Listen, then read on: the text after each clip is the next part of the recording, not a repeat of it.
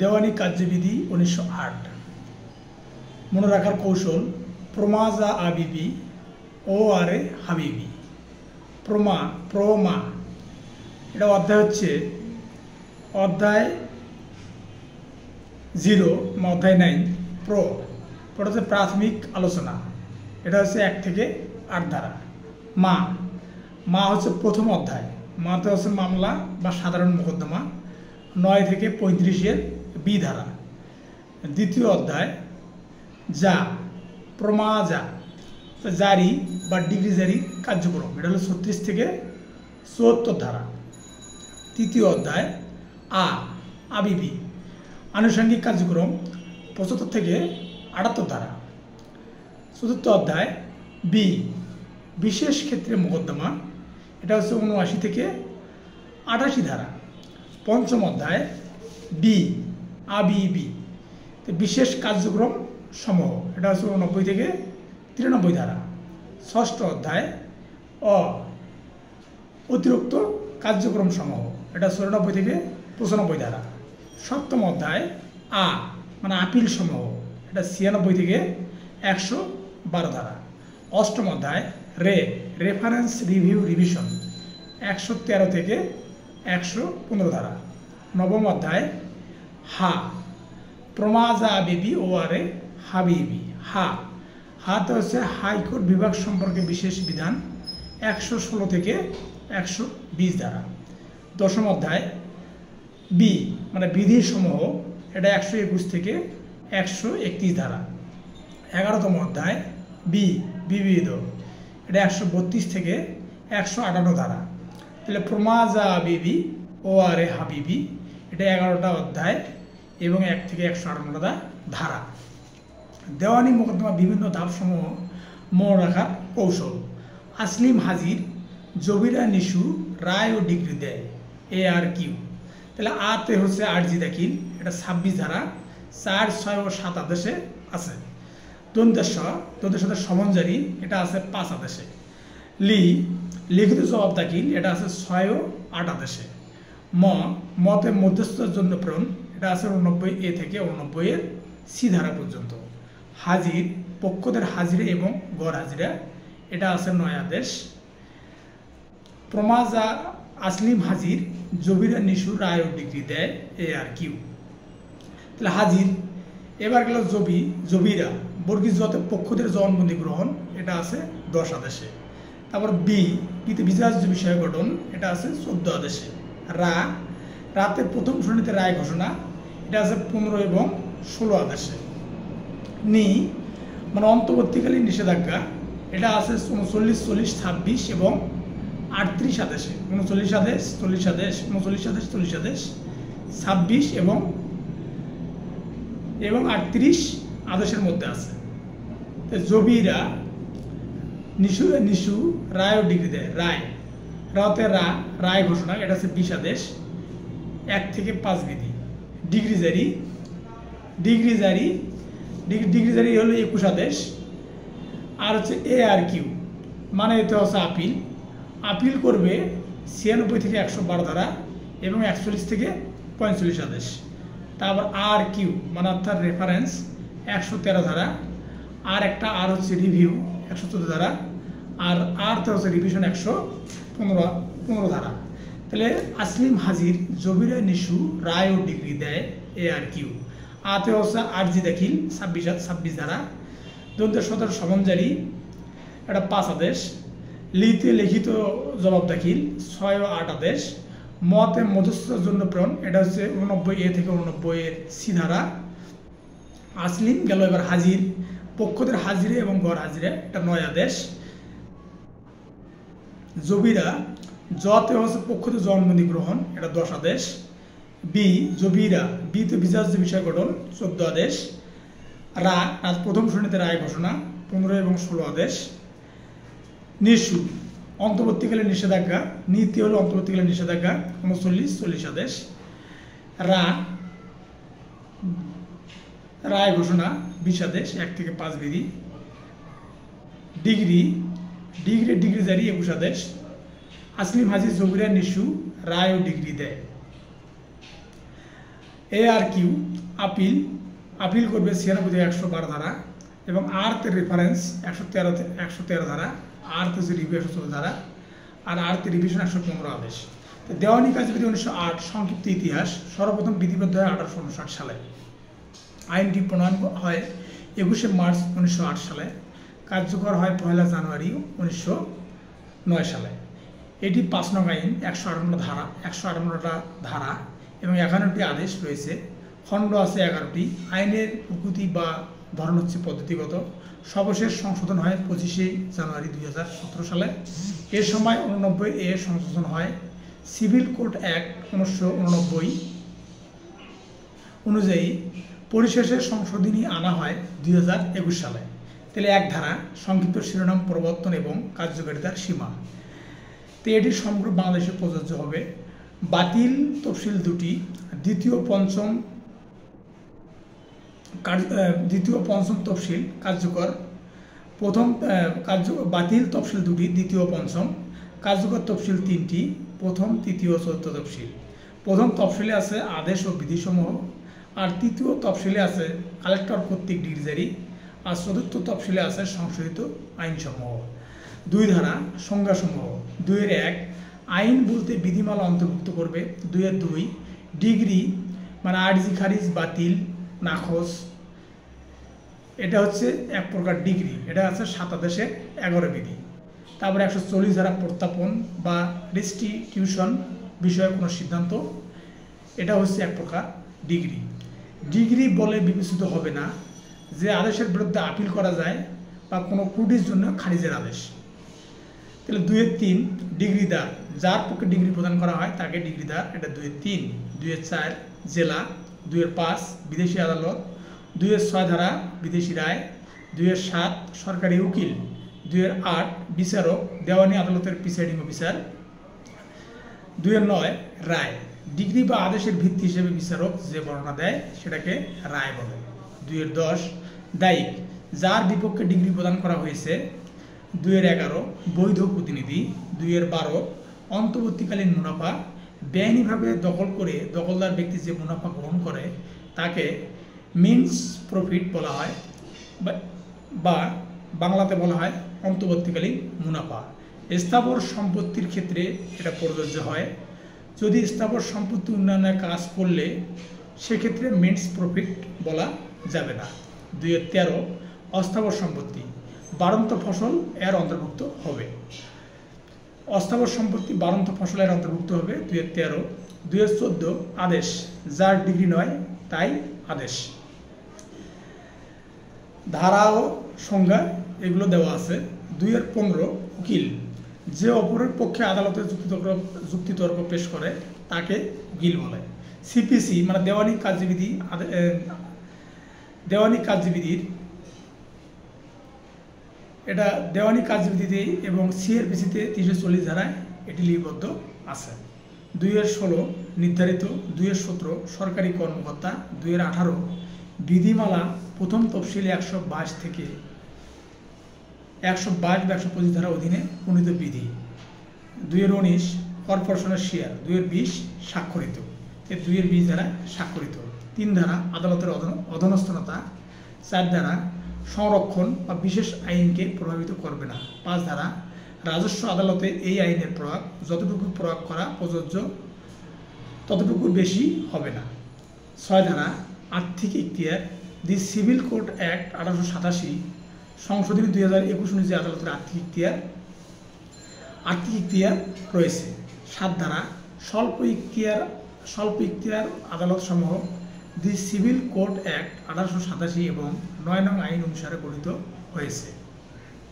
8 ধারা প্রেসিডেন্সি স্বল্প ইখতিয়ার আদালত সমূহ মানে প্রেসিডেন্সি স্বল্প ইখতিয়ার আদালত সমূহ। 9 ধারা নিষেধ না থাকলে আদালত সকল প্রকার দেওয়ানি মামলা বিচার করিবেন। 10 ধারা মামলা স্থগিত রাখা, স্টপ সুট বা রেস সাবজুডিস। এটা হলে অবশ্যই শর্তাবলী অবশ্যই পূরণ করতে হবে। পূর্বে দায়েরকৃত মামলায় একটি আদালতে মুলতবি রয়েছে বা মামলার উপস্থাপিত বিষয়বস্তু সরাসরি ও বস্তুনিষ্ঠভাবে পূর্ববর্তী মামলার উপস্থাপিত বিষয়বস্তু হলে পূর্বে দায়েরকৃত মামলা অবশ্যই সে আদালতে বিচারাধীন থাকতে হবে। যে আদালতে পূর্ববর্তী মামলা মুলতবি রয়েছে পরবর্তী মামলায় দাবিকৃত প্রতিকার অনুমোদন ও ইখতিয়ার থাকিতে হবে। 5 নম্বর, পরবর্তী মামলার পক্ষসমূহ ও পূর্ববর্তী মামলার পক্ষসমূহ অবশ্যই একই হতে হবে। 6 নম্বর, পক্ষসমূহকে একই সত্ত্বের অধীন উভয় মামলা সওয়াল বা প্লিট করিতে হইবে। নজির হলো বাংলাদেশ শিল্প ঋণ বনাম বাংলাদেশ, এটা হচ্ছে 6 BLD আপিলেট ডিভিশন AD 49। মামলা শব্দটি এই ধারায় আপিল শব্দটিকেও অন্তর্ভুক্ত করে। পূর্ববর্তী ও পরবর্তী মামলার বিষয়বস্তু পক্ষ একই না হলে স্থগিত আদেশ প্রদান করা ঠিক নয়। এটা হচ্ছে প্রখ্যাত নজির 5 BLC হাইকোর্ট ডিভিশন 499। পক্ষ বিষয়বস্তু এবং বিচার্য বিষয় আলাদা হলে স্থগিতকরণের প্রশ্ন আসিতে পারে না। এটা আছে 5 BLC হাইকোর্ট ডিভিশন 489। 11 ধারা প্রাক সিদ্ধান্ত বা রেস জুডিকাটা, এটা 6টি ব্যাখ্যা আছে। প্রথম 1 নম্বর ব্যাখ্যা, পূর্ববর্তী মামলা বলতে সেই মামলা বুঝাইবে যাহার বিচার বর্তমান মামলার পূর্বে হইয়া গিয়েছে, উহা পূর্বে দায়ের করা হইয়াছে কিনা সেই সম্পর্কে কোনো প্রশ্ন উত্থাপন করা যাইবে না। 2 নম্বর ব্যাখ্যা, এই ধারার উদ্দেশ্য কোনো আদালতের বিচার ক্ষমতা উহার রায়ের বিরুদ্ধে আপিল করার অধিকার সম্পৃক্ত ব্যবস্থা বাদ দিয়া বিবেচনা করিতে হইবে। 3 নম্বর, উপরোক্ত প্রত্যক্ষ মূল বিষয়টি পূর্ববর্তী মামলার এক পক্ষ কর্তৃক দাবিকৃত এবং অপর পক্ষ কর্তৃক প্রত্যক্ষ বা পরোক্ষভাবে স্বীকৃত হইয়া থাকিতে হবে। 4 নম্বর, পূর্ববর্তী মামলায় যে বিষয়ে আত্মপক্ষ সমর্থন বা বিপক্ষের যুক্তি খণ্ডনের সুযোগ ছিল সেই বিষয়টি উক্ত মামলার প্রত্যক্ষ মূল বিবেচ্য বিষয় ছিল বলিয়া ধরিয়া লইতে হইবে। 5 নম্বর ব্যাখ্যা, আর্জিতে যে প্রতিকার প্রার্থনা করা হইয়াছে ডিগ্রিতে তাহা সুস্পষ্টরূপে মঞ্জুর না হইয়া থাকিলে এই ধারার উদ্দেশ্য তাহা প্রত্যাখ্যান করা হইয়াছে বলে ধরিয়া নিতে হবে। 6 নম্বর ব্যাখ্যা, একাধিক ব্যক্তি যখন কোনো সাধারণ অধিকার অথবা সকলের স্বার্থ সংশ্লিষ্ট কোনো ব্যক্তিগত অধিকারের জন্য সরল বিশ্বাসে মামলা করে তখন উক্ত কার্যের স্বার্থের সহিত সংশ্লিষ্ট সমস্ত লোক এই ধারার উদ্দেশ্য মামলাকারীদের সূত্রে শত দাবি করিতেছে বলিয়া ধরিতে হইবে। এটা দোবারা ওজোর পেলে অফ রিস জুডিকাটা, এটা দোবারা ওজোর কোনো মামলার শুনানিতে উহার সামগ্রিক বিষয়বস্তু অথবা কোনো বিচার্য বিষয়ের ক্ষেত্রে রেস জুডিকাটার আপত্তি ও উত্থাপন করা যাইতে পারে। জালিয়াতি এবং অসৎ উদ্দেশ্যে গোপন চুক্তির ভিত্তিতে অথবা সাক্ষ্য আইনের 44 ধারার বিধান বলে রেস জুডিকাটার আপত্তি উত্থাপন করা যাইতে পারে। এটা হচ্ছে প্রখ্যাত নজির হচ্ছে এ লাল বনাম কুলি all India report 1995 supreme court, এটা হচ্ছে ভলিউম নম্বর 1440। স্বয়ং সম্পূর্ণতা এক্সহ্যাস্টিভনেস দেওয়ানি কার্যবিধি 1908 সালের 11 নং আইনের 9 নং আইনের 11 ধারায় রেস জুডিকাটা দোষের সাধারণ মতবাদ বা নীতি স্বয়ংসম্পূর্ণ নয়। একতরফা ডিগ্রি বা আদেশের ক্ষেত্রে একতরফা ডিগ্রি বা আদেশের রেস জুডিকাটা জনিত কারণে অসল বলিয়া বিবেচিত হইয়া থাকে। এটা হচ্ছে নজির পি সেন বনাম ডি বিল্ডার্স, এটা হচ্ছে 1992 সালের মামলা CLG 205। প্রত্যক্ষ এবং মূলত বিচার্য বিষয় directly and the substantially in issue, মানে পূর্ববর্তী মোকদ্দমায় বিচার্য বিষয় মূলত না হইলে পূর্ববর্তী মোকদ্দমার প্রত্যক্ষ বিচার্য বিষয় পরবর্তী মোকদ্দমার প্রাক সিদ্ধান্ত দোষে বারিত হইবে না। আইন প্রসূত বিচার্য বিষয়, আইন এবং ঘটনা মিশ্রিত বিচার্য বিষয়, mixed question of fact and law. ভোক্তা সুরক্ষা আইন মানে কনজিউমার প্রোটেকশন অ্যাক্ট প্রদত্ত সিদ্ধান্ত পরবর্তীকালে দেওয়ানি মামলার প্রাক সিদ্ধান্ত বলিয়া গণ্য হইবে না। এটা শীতম বনাম প্রিন্সিপাল অল ইন্ডিয়া রিপোর্ট 1997, এটা তো উড়িষ্যা, এটা ভলিউম নম্বর হচ্ছে 65। পূর্ববর্তী ভ্রান্ত সিদ্ধান্ত ও প্রাক সিদ্ধান্ত বাধা নীতির আওতাভুক্ত হইতে পারে। এটা হচ্ছে PK মাইতি বনাম অমল কৃষ্ণ মাইতি, এটা হলো 1997 সালের মামলা। এটা হলো CHN। বিচার্য বিষয় এমন বিষয় ম্যাটার নট ইন ইস্যু। তারপর সমান্তরাল এবং আনুষঙ্গিক বিচার্য বিষয় matter collaterally and incidentally in issue। প্রবঞ্চনা ঘটনা প্রসূত বিষয় proud as a question of fact.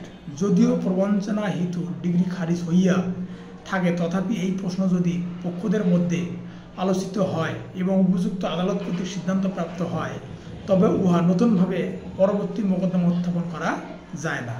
এটা কে বনাম কে অল ইন্ডিয়া রিপোর্ট 1993। এটা হচ্ছে কেরালাতে, এটা ভলিউম নম্বর 213। পূর্ববর্তী মোকদ্দমা বা প্রিভিয়াস শুট।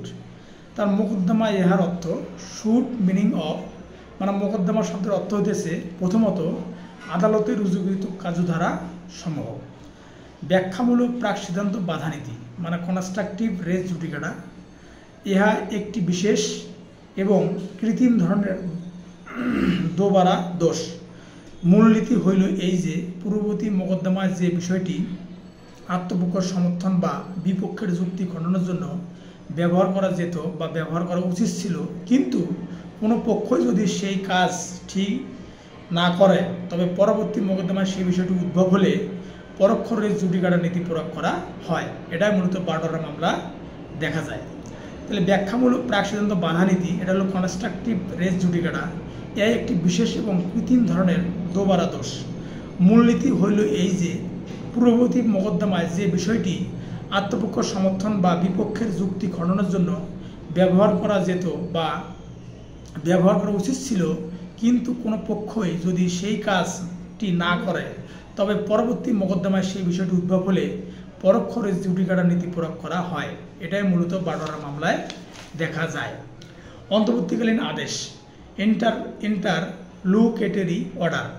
আইনের সাধারণ নীতি অনুযায়ী কোনো মামলার কোনো এক পর্যায়ে অন্তর্বর্তীকালীন আদেশ ওই মামলার অন্য অন্য পর্যায়ে প্রাক সিদ্ধান্ত বাধা হিসেবে গণ্য হইবে। তারপর ডিগ্রির কার্যক্রম এক্সিকিউশন প্রসিডিংস, মানে কনস্ট্রাকটিভ রেস জুডিকাটার ডিগ্রি জারি কার্যক্রমের ক্ষেত্রে প্রযোজ্য হইবে। আবার হেভিয়াস কর্পাস রিট নতুন কারণে পুনরায় দায়ের করা যাইতে পারে, সেক্ষেত্রে 11 ধারা প্রযোজ্য হবে না। হাম খেলাফে বিচার, মানে অ্যানালগাস ট্রায়াল।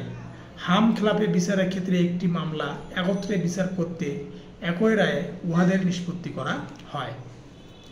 আক্রমণের কারণসমূহ গ্রাউন্ড অফ অ্যাটাক, মানে আনিত দাবির ওপর আক্রমণকেই বোঝায়। আনিত দাবিতে প্রতিকার পাইতে সক্ষম বাদী। আত্মপক্ষ সমর্থনের কারণ, মানে গ্রাউন্ডস অফ ডিফেন্স। আত্মপক্ষ সমর্থনের যাবতীয় কারণ বা হেতুবাদ মজুদ না রাখিয়া একসাথে ব্যক্ত করিতে হইবে। পূর্ববর্তী মামলা অবশ্যই একই পক্ষবিন্দুর মধ্যে থাকিতে হইবে। Former suit must be between the same party. তৃতীয় ব্যক্তির সত্য দাবি জাজ টাইটেল তৃতীয় ব্যক্তির সত্য দাবি। দুই পক্ষের মধ্যে কোনো সত্যের মামলায় তৃতীয় কোনো পক্ষের সত্য সম্পৃক্ত দাবির উপস্থাপন করাকে তৃতীয় ব্যক্তির সত্য দাবি বলা হয়। সহবিবাদী ডিফেন্ডেন্টস রেস জুডিকাটা না, মানে নো রেস জুডিকাটা। প্রকৃত প্রয়োজনে অজুহাতে উচ্ছেদের মামলা খারিজ হইলেও দ্বিতীয়বার মামলা করা যায়। এটা হলো সুরজ মল বনাম রাধেশ্যাম অল ইন্ডিয়া রিপোর্ট 1988। এটা হলো সুপ্রিম কোর্ট ভলিউম নম্বর 1345। 12 ধারা পুনরায় মামলা করার বাধা বাট টু ফার্দার সুট। 13 ধারা বিদেশি রায় কখন চূড়ান্ত নয়, বিদেশি রায় কখনো চূড়ান্ত নয়। 14 ধারা বিদেশি রায়ের সম্পর্কে অনুমান, মানে presumption as to foreign judgement. 15 ধারা যে আদালতে মামলা দায়ের করিতে হইবে, মানে court in which should to be institute. প্রতিটি মামলা যোগ্যতা সম্পন্ন সর্বনিম্ন আদালতে দায়ের করিতে হইবে। এটা 3 BLC হাইকোর্ট ডিভিশন ভলিউম নম্বর 51। 16 ধারা যেখানে বিষয়বস্তু অবস্থিত সেখানে মামলা দায়ের করিতে হইবে।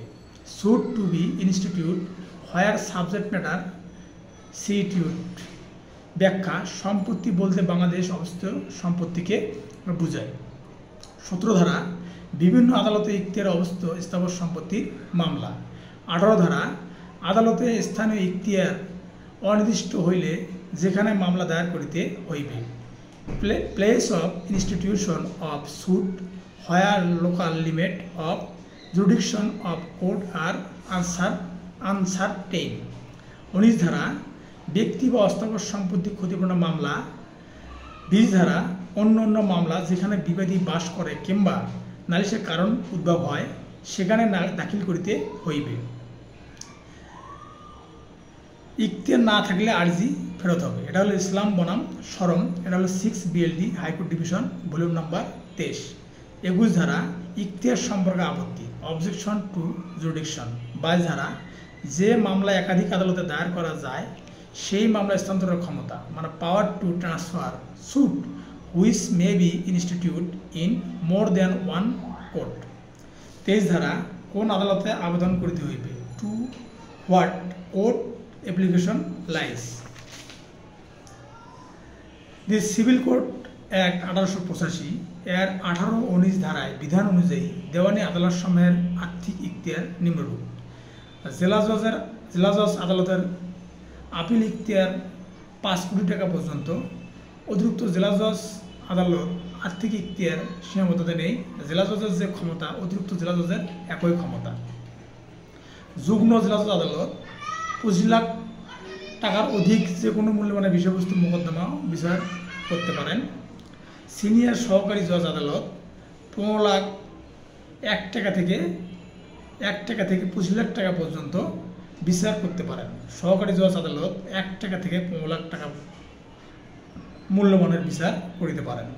জেলা জজ বা অতিরিক্ত জেলা জজ কোনো মামলা আমলে নেয় না, তবে মূল্যমান অনুযায়ী অধস্তন আদালত মামলা স্থানান্তর করেন। 16 ধারার বিস্তারিত আলোচনা হচ্ছে 16 এ খাজনা বা মুনাফা সহ বা ব্যতীত স্থাবর সম্পত্তি পুনরুদ্ধারের জন্য মোকদ্দমা। 16 বি স্থাবর সম্পত্তি বাড়ানোর জন্য মোকদ্দমা। 16 সি স্থাবর সম্পত্তি বন্ধকের ক্ষেত্রে বা চার্জ সম্পৃক্ত দায় পরিশোধ বিক্রয় অথবা বন্ধক। 16 ডি স্থাবর সম্পত্তিতে অন্য কোনো প্রকার সত্ত্ব বা অধিকার নির্ণয়ের জন্য মোকদ্দমা। 16 ই স্থাবর সম্পত্তি অনিষ্টের জন্য ক্ষতিপূরণের মোকদ্দমা। 16 এফ আটক অথবা কুরক্ষিত অস্থাবর সম্পত্তি উদ্ধারের জন্য মোকদ্দমা। 16 ধারার সঙ্গে সিআরপিসি 107 ধারার বিল রয়েছে। 17 ধারার সঙ্গে সিআরপিসি 179 ধারার মিল রয়েছে। 18 ধারার সঙ্গে সিআরপিসি 182 ধারার মিল রয়েছে। 23 ধারা যে আদালতে আবেদন করতে হয়। 1 নম্বর, যখন ইখতিয়ার সম্পূর্ণ একাধিক আদালতে একই আপিলে আদালতের অধীন হয় তখন উক্ত আপিল আদালত 22 ধারা অনুযায়ী আবেদন পেশ করা যায়। 2 নম্বর, যখন অনুরূপ আদালতগুলো বিভিন্ন আদালতের আওতাধীন হয় তখন হাইকোর্ট ডিভিশনের আবেদন পেশ করতে হয়। 24 ধারা স্থানান্তর প্রত্যাহারের সাধারণ ক্ষমতা। 24 1 মোকদ্দমার যে কোনো পক্ষের আবেদন ক্রমে নোটিশ দিয়ে শ্রবণ করে বা শ্রবণ না করে স্বেচ্ছায় হাইকোর্ট বিভাগ বা জেলা আদালত যে কোনো পর্যায়ে তার অধীনস্থ কোনো আদালত হতে মোকদ্দমা আপিল বা অন্য কোনো কার্যক্রম বিচার বা নিষ্পত্তি করার জন্য ইখতিয়ার সম্পন্ন আদালতে স্থানান্তর করতে পারেন। কোনো 2 নম্বর বি নম্বর, কোনো মোকদ্দমা আপিল বা অন্য কার্যক্রম প্রত্যাহার করতে পারেন। 24 2 ধারা যে পর্যায় হতে মামলা স্থানান্তর হবে সেই পর্যায় থেকে মামলা কার্যক্রম শুরু হবে। 24 4 ধারা ক্ষুদ্র বিষয়ক আদালত থেকে মামলা যে আদালতে স্থানান্তরিত হবে সেই আদালত ক্ষুদ্র বিষয়ক আদালত বলে গণ্য হবে। এবার 24 এ ধারা মোকদ্দমা ইত্যাদি স্থানান্তরের পর পক্ষ সমূহের উপস্থিতি। 24 এ 1 উপধারা 22 ধারার আওতায় মামলা স্থানান্তর হলে পক্ষদের আবেদনে 24 1 ধারায় আদালত নিজেই বিচার করার ইচ্ছা পোষণ করিলে পক্ষদের হাজির হওয়ার দিন নির্ধারণ করবে, পরবর্তী তারিখ নির্ধারণ করে দিবে। 24 এ 2 উপধারা আবেদন ছাড়া মামলা আপিল ইত্যাদি স্থানান্তর হলে পূর্বে নির্ধারিত দিনে স্থানান্তর আদেশ প্রদানকারী আদালতে উপস্থিত হবে। 25 ধারা মোকদ্দমা স্থানান্তর করতে প্রাদেশিক সরকারের ক্ষমতা। এই ধারাটি 1960 সালে বাতিল হয়েছে। মোকদ্দমা স্থানান্তর আদেশের বিরুদ্ধে রিভিশন হয়, আপিল হয় না। দেওয়ানি মোকদ্দমা স্থানান্তর 22 ও 24 ধারা। ফৌজদারি কাজবিধিতে মামলা স্থানান্তর হয় 525 এ থেকে 528 ধারা। 26 ধারা মোকদ্দমা দায়ের। দেওয়ানি মোকদ্দমা দায়ের 8G'র মাধ্যমে, এটা হলো 26 ধারা এবং 4 আদেশে। জিআর মামলা দায়ের, এটা হলো এজাহারের মাধ্যমে 154 ধারা। সিআর মামলা দায়ের নালিশের মাধ্যমে, এটা হলো সিআরপিসি 200 ধারা। দেওয়ানি আপিল স্মারকলিপি বা মেমোরান্ডামের মাধ্যমে, এটা 41 আদেশ 1 বিধি। ফৌজদারি আপিল আবেদনের মাধ্যমে, এটা হলো সিআরপিসি 419 ধারা। মিস কেস দরখাস্তের মাধ্যমে 141 ধারা, এটা সিআরপিসি ভলিউম 1/1 বিধি 774। 27 ধারা বিবাদীর প্রতি সমন। 29 ধারা বিদেশের সমন জারি।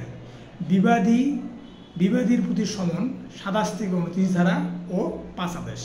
30 ধারা উদ্ঘাটন ও অনুরূপ বিষয়ে আদেশ দানের ক্ষমতা। এই ধারায় আদালত 3টি আদেশ দিতে পারে।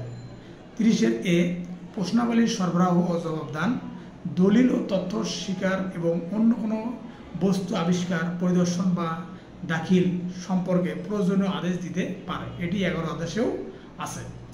30 বি সাক্ষ্যদান অথবা দলিল দাখিল অথবা উপরোক্ত অন্য উদ্দেশ্যে হাজির হওয়ার জন্য সমন প্রেরণ করতে পারেন। 30 সি কোনো তথ্য এফিডেভিট দ্বারা প্রমাণের আদেশ দিতে পারেন। 30 ধারা এবং 11 আদেশই একই। বস্তুর প্রতি সমন দেওয়ার জন্য 30 ধারা প্রযোজ্য। চূড়ান্ত শুনানির পূর্বে এই ধারার আদেশ দেওয়া হয়। 31 ধারা সাক্ষীর প্রতি সমন।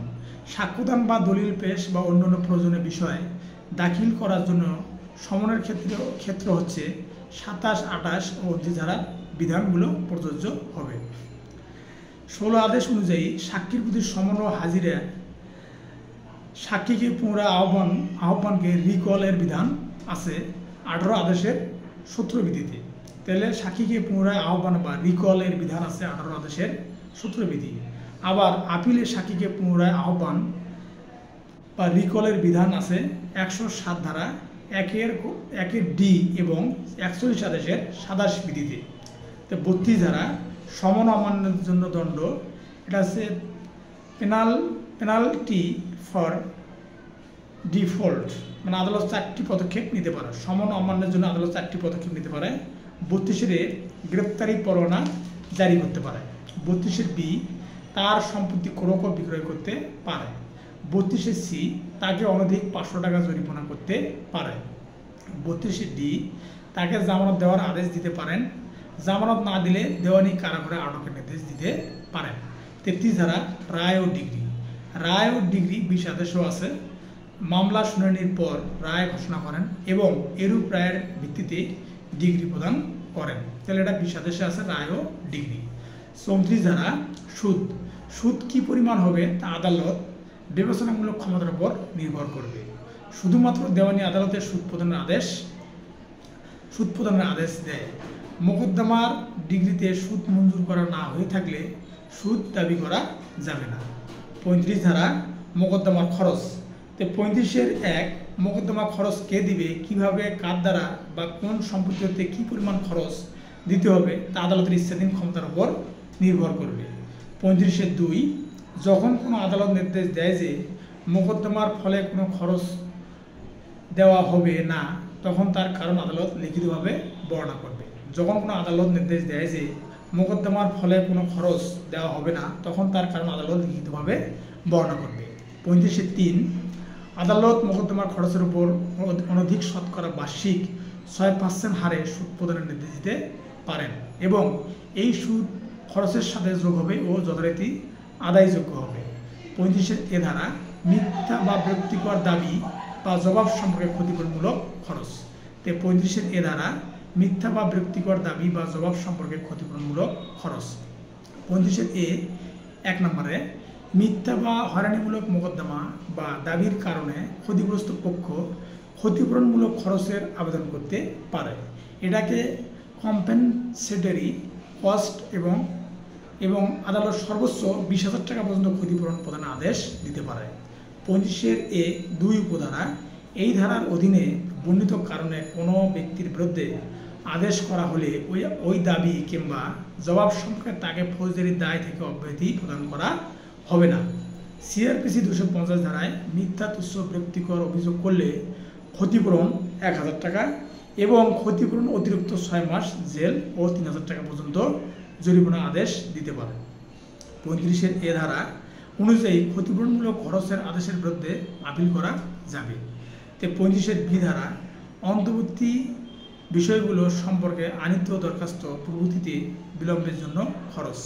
35-এর বি 1 ধারা কোনো মোকদ্দমা বা কার্যধারায় যে কোনো স্তরে আদালত দ্বারা নির্দিষ্ট সময়ের মধ্যে দরখাস্ত বা লিখিতভাবে কোনো আপত্তি পেশ না করা হলে সর্বোচ্চ 2000 টাকা খরচ প্রদানের আদেশ দিতে পারেন।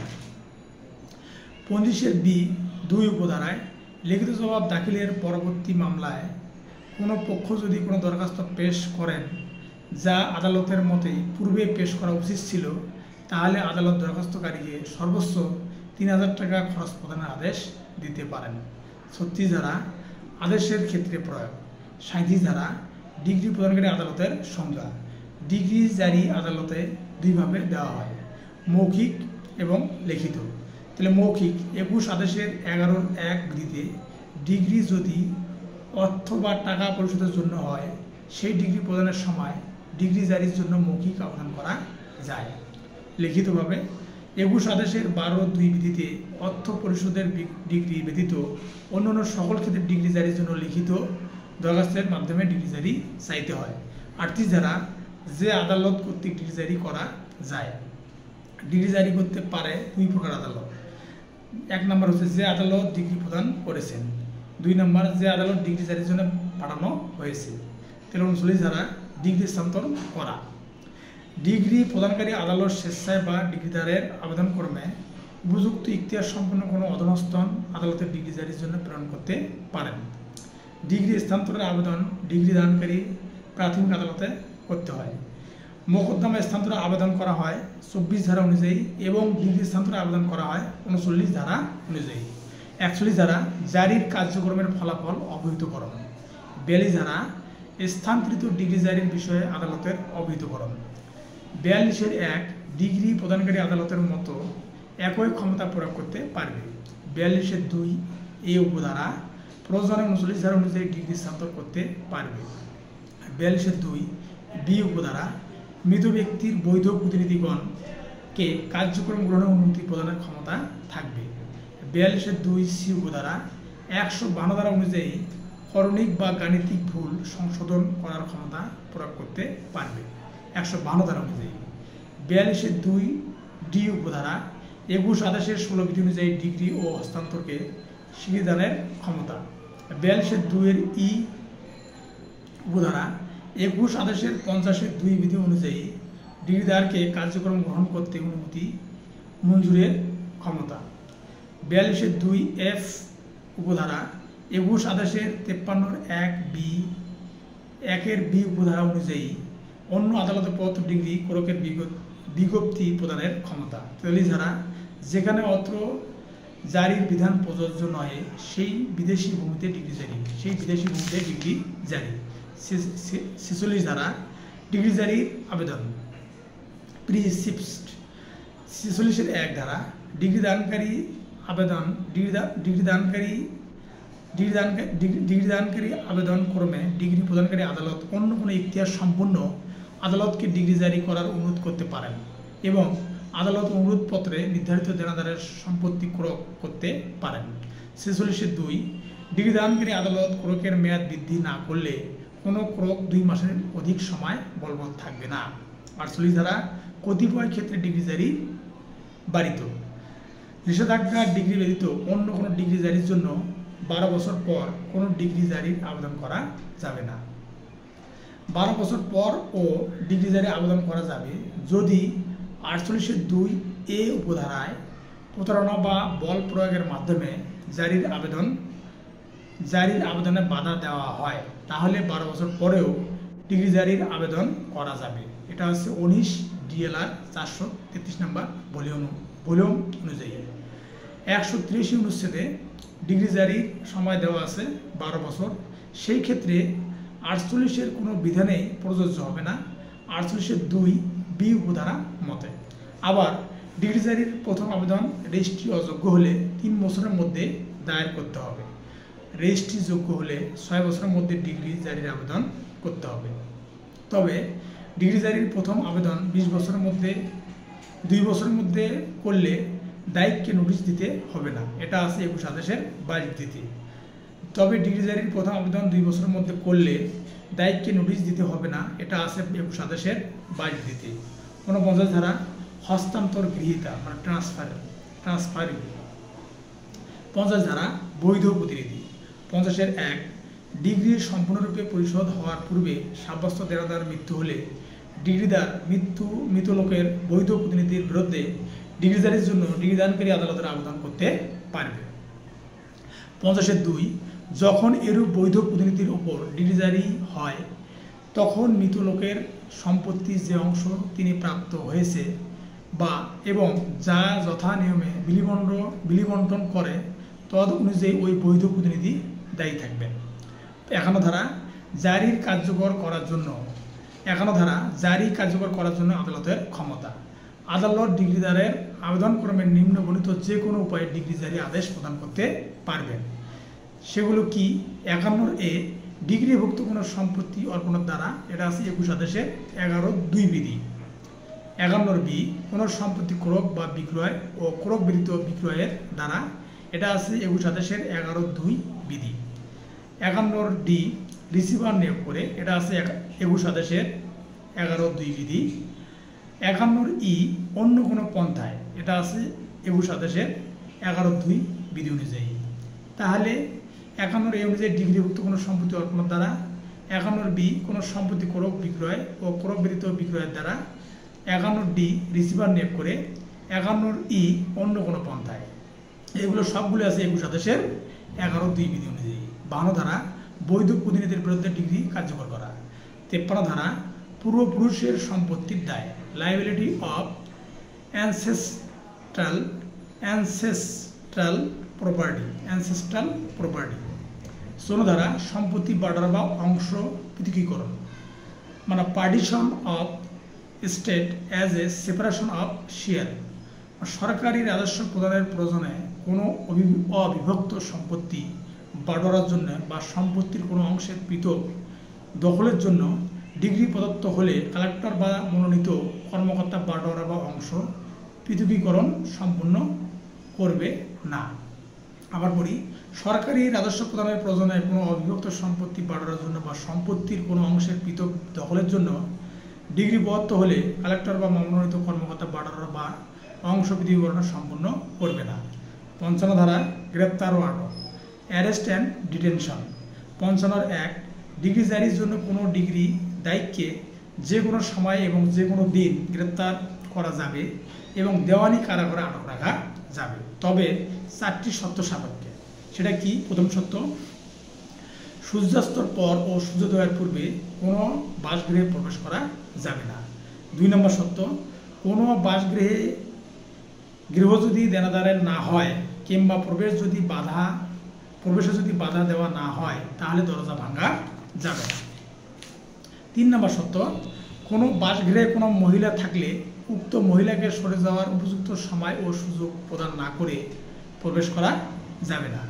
4 নম্বর শর্ত, অর্থ পরিশোধের ডিগ্রি দায়িক ডিগ্রির টাকা ও গ্রেপ্তারের খরচ গ্রেপ্তারকারী কর্মকর্তাকে প্রদান করলে সাথে সাথে দেনাদারকে মুক্তি দিতে হবে বা মুক্তি দিবে। 55(3) ধারা অনুযায়ী ডিগ্রি দায়িক দেউলে হলে মুক্তি দেওয়া যাবে। 56 ধারা অর্থ পরিশোধের ডিগ্রি জারিতে কোনো মহিলাকে গ্রেপ্তার ও আটকে বাধা নিষেধ মানে অর্থ পরিশোধের ডিগ্রি জারিতে কোনো মহিলাকে গ্রেপ্তার ও আটকে বাধা নিষেধ। 57 ধারা খোরপোশ ভাতা, সাবসিস্টেন্স অ্যালাউন্স। সরকার পদমর্যাদা গোত্র এবং জাতীয়তার ক্রমানুসারে দায়িকের খরপোষণের জন্য প্রদানযোগ্য মাসিক ভাতা নির্দিষ্ট করতে পারবে। 58 ধারা আটক ও মুক্তি, ডিটেনশন অ্যান্ড রিলিজ। 58(1) ডিগ্রি জারির জন্য দেওয়ানি কয়েদে আটক প্রত্যেক লোককে নিম্নলিখিতভাবে আটক রাখা হবে। 50 টাকার ঊর্ধ্বে হলে 50 টাকার ঊর্ধ্বে ডিগ্রি পরিশোধের ক্ষেত্রে 6 মাস পর্যন্ত দেওয়ানি কয়েদে আটক রাখা যাবে। আবার 50 টাকার কম হলে 6 সপ্তাহ পর্যন্ত দেওয়ানি কয়েদে আটক রাখা যাবে। 58(2) ডিগ্রি জারিতে আটক থেকে মুক্তি পেলে একই বিষয়ে পুনরায় গ্রেপ্তার করা যাবে না। মানে 58(2) ডিগ্রি জারিতে আটক থেকে মুক্তি পেলে একই বিষয়ে পুনরায় গ্রেপ্তার করা যাবে না। 59 দ্বারা অসুস্থতার কারণে মুক্তি। 59(1) কোনো ডিগ্রি দায়ীকের বিরুদ্ধে গ্রেপ্তারি পরোয়ানা জারি হওয়ার পর যে কোনো সময় তার গুরুতর অসুস্থতার অজুহাতে আদালত তা বাতিল করতে পারেন। 59(2) ধারা দেওয়ানি জেলে আটক রাখা হলে আদালত মুক্তি দিতে পারেন। 59(3) ধারা যদি সংক্রামক বা ক্ষতিকারক রোগে আক্রান্ত থাকেন। 59(4) ধারা এই ধারায় মুক্তিপ্রাপ্ত ব্যক্তিকে পুনরায় গ্রেপ্তার করা হলে 58 ধারার বর্ণিত মেয়াদের অধিক হইবে না। 60 ধারা ডিগ্রি জারির জন্য নিলামের সম্পত্তি বিক্রয় ও ক্রয়। 60(1) ডিগ্রি জারির জন্য যে সকল সম্পত্তি ক্রয় ও বিক্রয় করা যাবে, জমি, বাসগৃহ, দালান কোঠা, মালপত্র, টাকা, bank note, cheque, bill of exchange, hundi, promissory note, তারপর সরকারি সিকিউরিটি বস্তু বা অর্থের অন্য কোনো প্রকার সিকিউরিটি, দেনা, কর্পোরেশনের শেয়ার, এগুলো ক্রয় করা বা বিক্রয় করা যাবে। যে সকল সম্পত্তি ক্রয় বা বিক্রয় করা যাবে না সেগুলো হচ্ছে ডিগ্রি দায়ীকের তার স্ত্রী এবং সন্তানগণের প্রয়োজনীয় পরিধেয় বস্ত্র, রান্নার বাসনপত্রাদি, বিছানাপত্র, গহনাপত্র, যা ধর্মীয় বিধান অনুসারে কোনো মহিলার পক্ষে খুলে ফেলা উচিত নয়। দেনাদার কারিগর হলে কারিগরের যন্ত্রপাতি বা কৃষক হলে চাষের যন্ত্রপাতি, গো মহিষাদি বা হিসাবের খাতাপত্র ইত্যাদি ক্রয় বিক্রয় করা যাবে না। 61 দ্বারা কৃষিজাত দ্রব্যের আংশিক অব্যাহতি।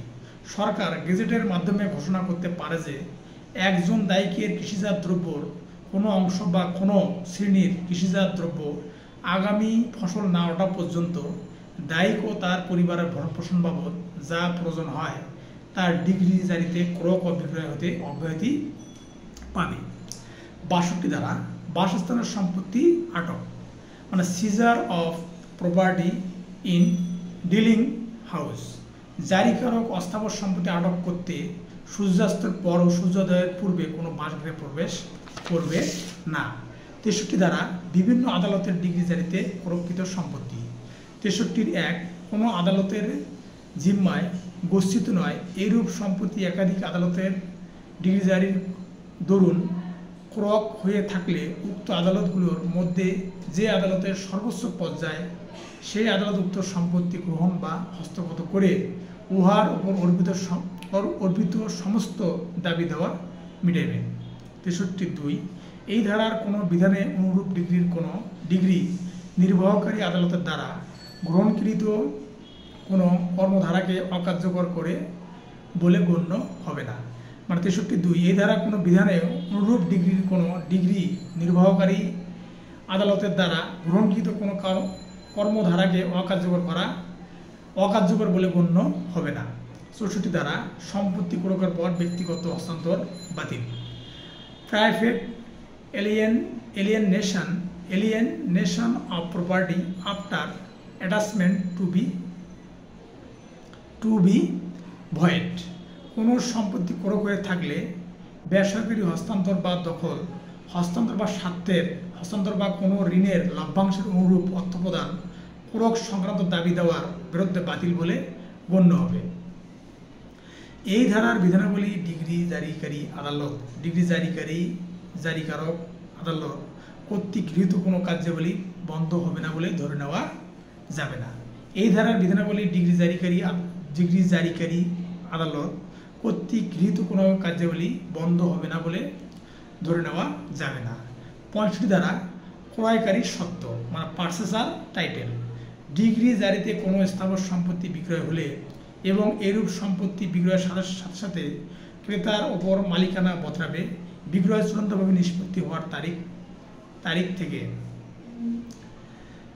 নয়, মানে বিক্রয় চূড়ান্তভাবে নিষ্পত্তি হওয়ার তারিখ থেকে নয়। 66 দ্বারা বাদীর পক্ষে ক্রয় করা হয়েছে বিধায় ক্রেতার বিরুদ্ধে মোকদ্দমা চলবে না। আদালতের নিকট থেকে ক্রয় সূত্রের সত্য দাবিকারী কোনো ব্যক্তির বিরুদ্ধে মোকদ্দমা করা যাবে না। ৬৭ ধারা অর্থ বা টাকা পরিশোধের ডিগ্রি জারিতে ভূমি বিক্রয়ের সম্পর্কিত বিধি প্রণয়নের সরকারের ক্ষমতা। ৬৮ ধারা কালেক্টরের নিকটে কতিপয় ডিগ্রি জারি হস্তান্তরের জন্য বিধানাবলী নির্ধারণের ক্ষমতা। ৬৯ ধারা তৃতীয় তফসিলের বিধানাবলী প্রয়োগ মানে provision of third schedule to apply. ৬৮ ধারার অধীনে স্থানান্তরিত হয়েছে এমন ডিগ্রি জারির সকল ক্ষেত্রে তৃতীয় তফসিলে বর্ণিত বিধানাবলী প্রযোজ্য হবে। ৭০ ধারা কার্য সংক্রান্ত বিধি। ৭১ ধারা কালেক্টর বিচারক হিসেবে কার্য করছে বলে মনে করতে হবে। ৭২ ধারা যখন আদালত কালেক্টরকে জমি প্রকাশ্যে নিলামে বিক্রয় স্থগিত রাখার ক্ষমতা দিতে পারবে। ৬৯ থেকে ৭১ ধারা অনুসারে প্রণীত বিধানগুলো প্রয়োগযোগ্য হবে। মানে ৭২ ধারায় ৬৯ থেকে ৭১ ধারা যে বিধানগুলো আছে সেগুলো প্রয়োগযোগ্য হবে ৭২ ধারায়। ৭৩ ধারা জারিতে বিক্রয়লব্ধ অর্থ ডিগ্রিদারগণের মধ্যে অনুপাতিক হারে বণ্টন করা হবে। প্রথমত বিক্রয়ের খরচাদি বহনে মানে জারিতে বিক্রয়লব্ধ অর্থ ডিগ্রিদারগণের মধ্যে আনুপাতিক হারে বণ্টিত হবে। প্রথমত বিক্রয়ের খরচাদি বহনে। দ্বিতীয়ত ডিগ্রির আওতায় বকেয়া টাকা পরিশোধ করণার্থে। তৃতীয়ত আসল অর্থ এবং তার সুদ পরিশোধ করণার্থে। চতুর্থত বকেয়া টাকা আদায়ের জন্য আবেদন করেছে এমন অর্থ পরিশোধ আনুপাতিক হারে বণ্টিত হবে। ৭৪ ধারা ডিগ্রি জারি কার্যে ধারা প্রদান। রিসেসটেন্স অফ এক্সিকিউশন দায়িক বা দায়িকের পক্ষে অন্য কেউ ডিগ্রি জারিতে বাধা দান করলে ডিগ্রিদার বা ক্রেতার আবেদনে আদালত তাকে অনধিক ৩০ দিন দেওয়ানি জেলে আটক রাখার আদেশ দিতে পারে। এটি আছে ২১ আদেশের ৯৮ বিধিতে। ৭৫ ধারা কমিশন প্রেরণের জন্য আদালতের ক্ষমতা। Power of court to issue commission. ৭৫ এ কোনো ব্যক্তিকে পরীক্ষা করতে ৭৫ বি স্থানীয় তদন্ত পরিচালনার জন্য। ৭৫ সি হিসাবে পরীক্ষা বা সমন্বয় করার জন্য। ৭৫ ডি সম্পত্তি বাটোয়ারা করার জন্য। তাহলে ৭৫ এ কোনো ব্যক্তিকে পরীক্ষা করতে এটি আছে ২৬ আদেশের ১ থেকে ৮ বিধিতে। তারপরে স্থানীয় তদন্ত পরিচালনার জন্য ২৬ আদেশের ৯ থেকে ১০ বিধিতে। হিসাব পরীক্ষা বা সমন্বয় করার জন্য এটা ২৬ আদেশের ১১ থেকে ১২ বিধিতে। সম্পত্তি বাটোয়ারা করার জন্য এটি আছে ২৬ আদেশের ১৩ থেকে ১৪ বিধিতে। তো কমিশন ৩ মাসের মধ্যে তদন্ত রিপোর্ট দিবেন, এটা আছে ২৬ আদেশের ৯ বিধি। কমিশনের খরচ নির্ধারণ করবেন আদালত। এটা আছে ২৬ আদেশের ১৫ বিধি। কোনো মোকদ্দমার বিরোধীয় কোনো বিষয়ে ব্যাখ্যা করার জন্য বা কোনো সম্পত্তির স্থানীয় তদন্ত, বাজার দর বা অন্তর্বর্তীকালীন মুনাফা বা ক্ষতিপূরণের টাকা বা বাস্তবিক মুনাফা নির্ণয় করার জন্য কমিশন গঠন করা হয়। এটি ফৌজদারি কার্যবিধিতে ৫০৩ থেকে ৫০৮ ধারার মধ্যে আছে, যা সাক্ষীর জবানবন্দি গ্রহণের জন্য কমিশন গঠন করা বা পাঠানো হয়। আর ফৌজদারি কার্যবিধি ৭৫ ধারা এবং দেওয়ানি কার্যবিধিতে ৭৫ ধারা এবং ২৬ আদেশে কমিশন সম্পর্কে বলা আছে। তাহলে ৭ ধারা অনুরোধপত্র মানে লেটার অফ রিকোয়েস্ট। বাংলাদেশের বাইরে বসবাসকারী কোনো সাক্ষীর পরীক্ষা গ্রহণের জন্য আদালত কমিশন প্রেরণের পরিবর্তে অনুরোধপত্র প্রেরণ করতে পারেন। এটি আছে ২৬ আদেশের ৬ বিধিতে এবং ৫ আদেশের ৩০ বিধিতে। সমনের পরিবর্তে পত্র প্রেরণ, এটা হলো সাবস্টিটিউশন অফ লেটার অফ সমন। তারপরে ৭৮ ধারা বিদেশি আদালত কর্তৃক প্রেরিত কমিশন। এবার ৭৯ ধারা সরকার দ্বারা বা সরকারের বিরুদ্ধে মোকদ্দমা। ৭৯ ধারা সরকার দ্বারা বা সরকারের বিরুদ্ধে মোকদ্দমা, এটা হলো এসআর অ্যাক্ট ৯ ধারায় সরকারের বিরুদ্ধে মোকদ্দমা করা যায় না, আবার ৮ ধারা সরকারের বিরুদ্ধে মোকদ্দমা করা যায়। ৮০ ধারায় নোটিশ। ৮০(১) সরকারের বিরুদ্ধে মোকদ্দমা দায়ের করলে ২ মাস পূর্বে নোটিশ দিতে হবে। ৮০(২) নোটিশ না দিয়ে মোকদ্দমা করলে সরকারকে লিখিত জবাব দেওয়ার জন্য সময় দিবে ৩ মাস। সাংবিধানিক আইনের ব্যাখ্যা জড়িত থাকলে অ্যাটর্নি জেনারেল নোটিশ দিতে হবে ২৭(এ) আদেশ ১ বিধি অনুযায়ী। ২৭(এ) আদেশের ১ বিধি অনুযায়ী। অন্যান্য সকল মোকদ্দমা সরকারের কোনো সচিব অফিসে বা জেলা কালেক্টর অফিসে নোটিশ দিতে হবে। ৮১ ধারা গ্রেপ্তার বা ব্যক্তিগত হাজিরা থেকে অব্যাহতি।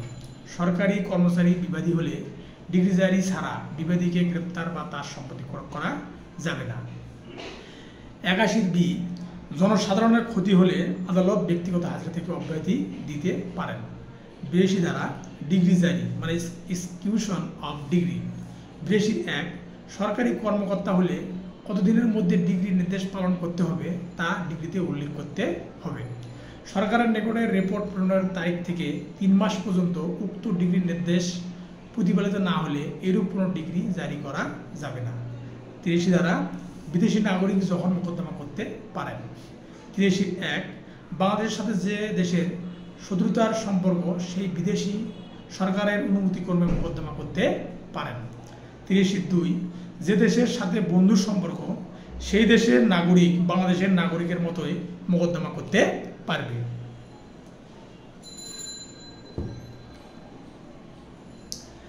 84 ধারা বিদেশি রাষ্ট্র যখন মোকদ্দমা করতে পারে। 84 যে রাষ্ট্র সরকার দ্বারা স্বীকৃত প্রাপ্ত হয়েছে। 84 স্বীকৃতি প্রাপ্ত হয়েছে কিনা সেই বিষয়ে বিচারক দৃষ্টিভঙ্গি গ্রহণ করবে। 85 ধারা বিদেশি রাষ্ট্রের শাসনকর্তার পক্ষে মোকদ্দমা পরিচালনা বা আত্মপক্ষ সমর্থনের নিমিত্তে সরকার কর্তৃক বিশেষভাবে নিযুক্ত ব্যক্তিবর্গ। 86 ধারা শাসনকর্তার বিরুদ্ধে মোকদ্দমা। 86 ধারা কূটনীতিকের প্রতিনিধির বিরুদ্ধে মোকদ্দমা মানে স্যুট এগেইনস্ট ডিপ্লোম্যাটিক এজেন্ট। 87 ধারা মোকদ্দমার পক্ষ হিসেবে শাসনকর্তার মোকদ্দমার ধরন।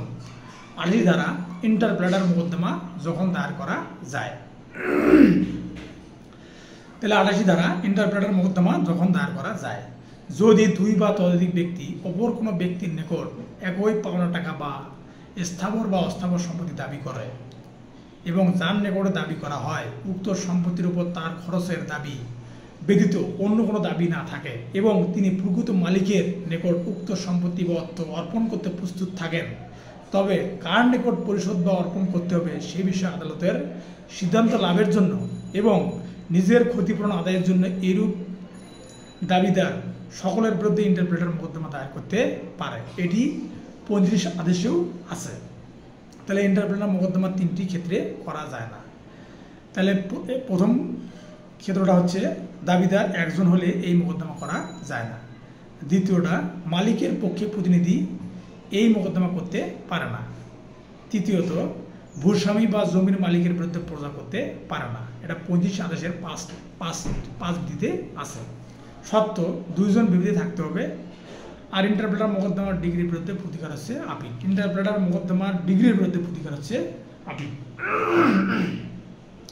89 মধ্যস্থতা মিডিয়েশন। 89 উপধারায় অর্থঋণ আদালত আইন 2003 এর ক্ষেত্রে প্রযোজ্য নয়। তাহলে 89 উপধারায় পক্ষগণ কর্তৃক নিযুক্ত নন এমন কোনো আইনজীবী বা অবসরপ্রাপ্ত কোনো জেলা জজ বা জেলা জজ কর্তৃক প্যানেলে মধ্যস্থকারী হতে পারবেন। এটা আছে 89 উপধারায়। তাহলে 89 উপধারায় পক্ষগণ বা আদালত মধ্যস্থকারীর ফি নির্ধারণ করবেন। আইনগত সহায়তা প্রদান কর্মকর্তা হলেও ফি লাগবে না, মানে আইনগত সহায়তা প্রদানকারী কর্মকর্তা হলে ফি লাগবে না। 89 উপধারা মধ্যস্থতার আদেশ প্রদানের 10 দিনের মধ্যে পক্ষদের মধ্যস্থতা নিয়োগ দিবে। এই সময় না করতে পারলে আদালত 7 দিনের মধ্যে মধ্যস্থতাকারী নিয়োগ করবেন। নিয়োগের 60 দিনের মধ্যস্থতা সম্পাদন করবেন। না পারলে আদালত আরও 30 দিন সময় দিবেন, মোট 90 দিন সময় পাবেন। তো 89 উপধারায় মধ্যস্থতার আদেশ প্রদানের 10 দিনের মধ্যেই পক্ষদের মধ্যস্থতা নিয়োগ দিবে। এই সময় না করতে পারলে আদালত 7 দিনের মধ্যে মধ্যস্থতাকারী নিয়োগ করবেন। নিয়োগের 60 দিনের মধ্যস্থতা সম্পাদন করবেন। না করলে আদালত আরও 30 দিন সময় দিবেন, মোট 90 দিন।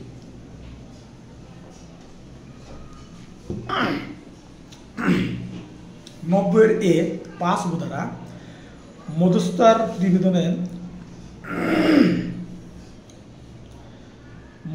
প্রতিবেদন প্রাপ্তির পর আদালত 7 দিনের মধ্যে আপোষমূলক আদেশ বা 16 ডিগ্রি অনুমোদন করবেন। এটি আবার 23 আদেশের 3 বিধিতে আছে। এই ডিগ্রির বিরুদ্ধে আপিল কিংবা রিভিশন করা যাবে না।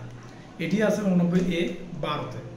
এটার একমাত্র প্রতিকার হচ্ছে রিভিউ।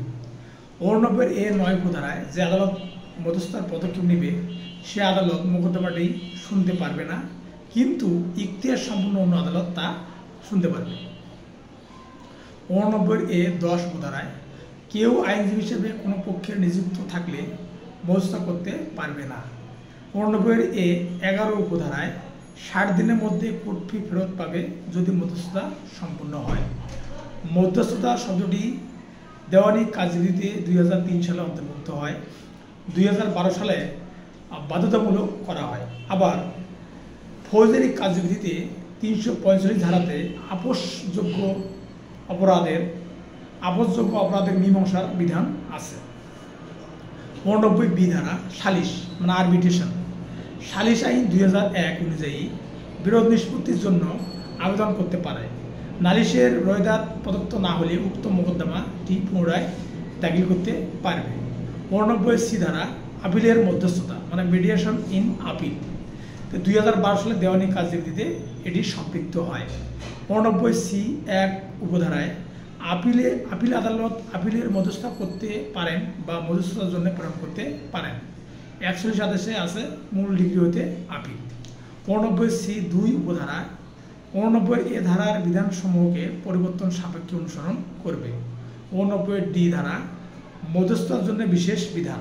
2012 সালের পূর্বে দায়েরকৃত মোকদ্দমা বা আপিল মধ্যস্থতা করতে চাইলে 89A থেকে 89C ধারা অনুযায়ী নিষ্পত্তি হবে। 89E ধারা 89A ও 89C বিধানাবলীর প্রয়োগ ও প্রবর্তন। 90 ধারা আদালতের অভিমতের জন্য মোকদ্দমার বিবৃতি প্রদানের ক্ষমতা।